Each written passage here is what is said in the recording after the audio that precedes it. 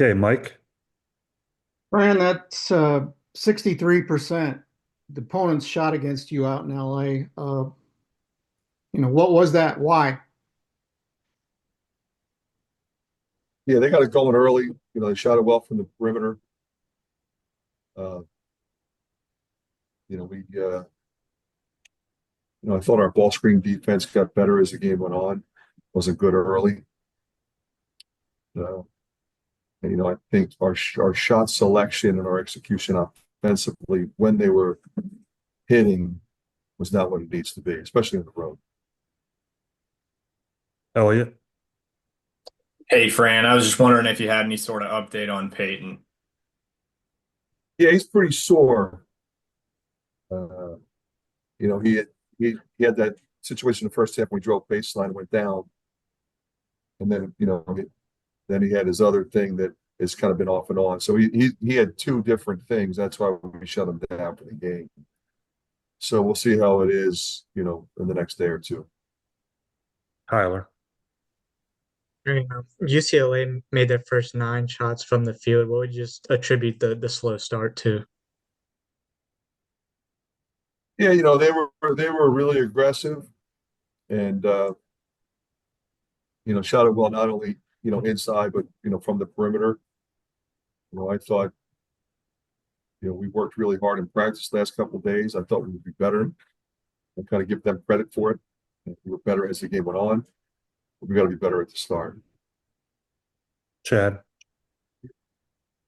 Do you think a long flight home can be a good thing after a loss like this, or does it matter? Like to talk Yeah, about stuff, you know what I mean? you know, I think we have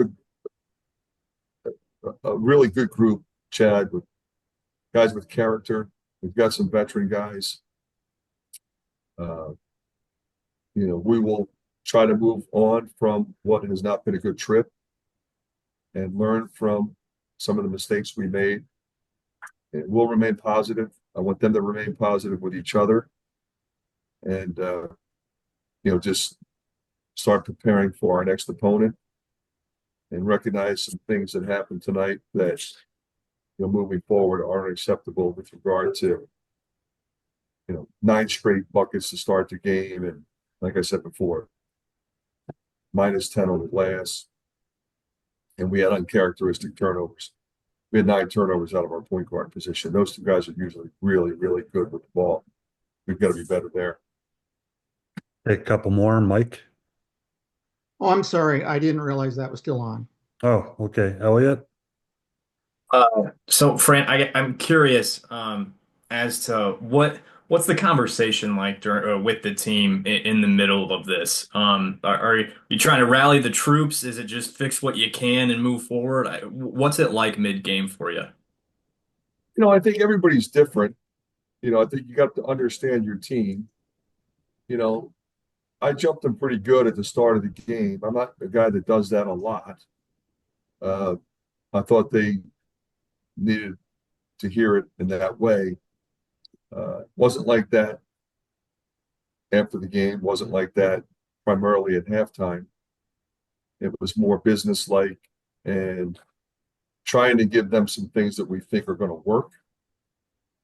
Rather than assess blame for every little thing that happened. At the same time, we will break down what happened and then try to improve on those mistakes. So I think, win or lose, that's what we try to do is break it down, address what we did poorly, highlight what we did well, and try to be better the next time out. Ethan.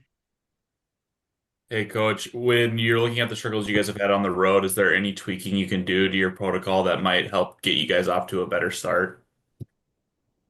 Well, there's only a few things you can do. You can change the defense, you can change the offense, you can change personnel. I'm comfortable with our starting lineup.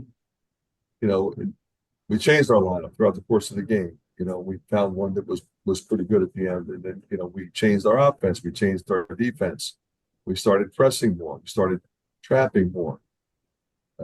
But I think our overall recognition beyond the point of attack has to be better. You know, where's the ball going once we stop the point of attack, whether it be in the press or at the top of the key where the ball screens are taking place. Last question, Chad. I guess it's hard to tell from TV. So, I mean, how did you feel about the effort? I mean, was the body language good? I don't know, just uncharacteristic for you guys to be down 33 at half. Yeah, I thought, I think that's a fair question. I thought at one stretch we weren't being tough enough, and I pointed that out because we're usually pretty tough, pretty physical team, whether we go big or whether we go small.